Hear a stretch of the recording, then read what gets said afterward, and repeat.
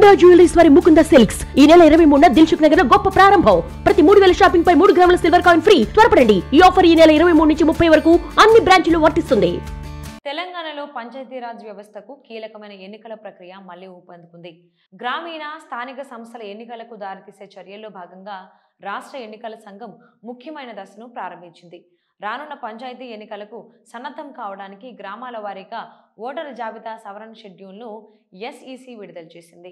అన్ని జిల్లాల పంచాయతీ అధికారులకు ఎన్నికల కమిషనర్ రాణి కుముదిని స్పష్టమైన మార్గదర్శకాలను పంపించారు. సంఘం ప్రకటించిన షెడ్యూల్ ప్రకారం ఈ నెల 20 నుండి 23 వరకు రాష్ట్రంలోని ప్రతి గ్రామంలో ఓటరు జాబితా సవరణ కార్యక్రమం జరుగుతుంది. ఈ ప్రక్రియ ద్వారా పాత వివరాలను సరిచేసేందుకు, కొత్తగా ఓటు హక్కు పొందిన వారిని నమోదు చేసేందుకు, ఏవైనా పొరపాట్లను తొలగించేందుకు అవకాశం కల్పించనున్నారు. ఈ రోజు ఓటరు జాబితాకు సంబంధించి కొత్త దరఖాస్తులు, అభ్యంతరాలు మరియు తప్పుల సూచనలు గ్రామ స్థాయిలో స్వీకరించబడతాయి. ప్రజలు తమ పేర్లు జాబితాలో ఉన్నాయా లేదా తెలుసుకుని అవసరమైన మార్పుల కోసం అర్జీలు ఇవ్వవచ్చు.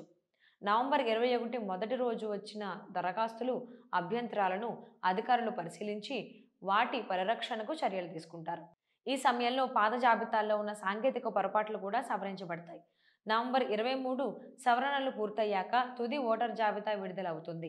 దీంతో పాటు రాబోయే పంచాయతీ ఎన్నికల్లో ఉపయోగించే పోలింగ్ కేంద్రాల జాబితా కూడా అధికారికంగా ప్రకటించబడుతుంది. ప్రజలు తమ ఓటు కేంద్రం ఏది అనేది ఈ తేదీ నుంచే స్పష్టంగా తెలుసుకోవచ్చు. తెలంగాణలో పంచాయతీ ఎన్నికల నిర్వహణకు ఇది కీలక సూచికగా భావిస్తున్నారు. సంబంధిత వర్గాల సమాచారం ప్రకారం అవసరమైన ఏర్పాట్లు పూర్తి కాగానే డిసెంబర్ 2వ వారంలో పంచాయతీ ఎన్నికల షెడ్యూల్ విడుదలయ్యే అవకాశం ఉంది. గ్రామీణ స్థానిక సంస్థల పాలనను కొత్త రూపంలో ఏర్పాటు చేయడానికి ప్రభుత్వం ఆసక్తి చూపుతున్న నేపథ్యంలో ఈ ఎన్నికల ప్రక్రియ మరింత వేగవంతం అవుతుందని అంచనా. ఓటర్ జాబితా సవరణ ద్వారా పారదర్శకమైన, ఖచ్చితమైన ఓటింగ్ ప్రక్రియకు మార్గం సుగమం అవుతుందని అధికారులు భావిస్తున్నారు.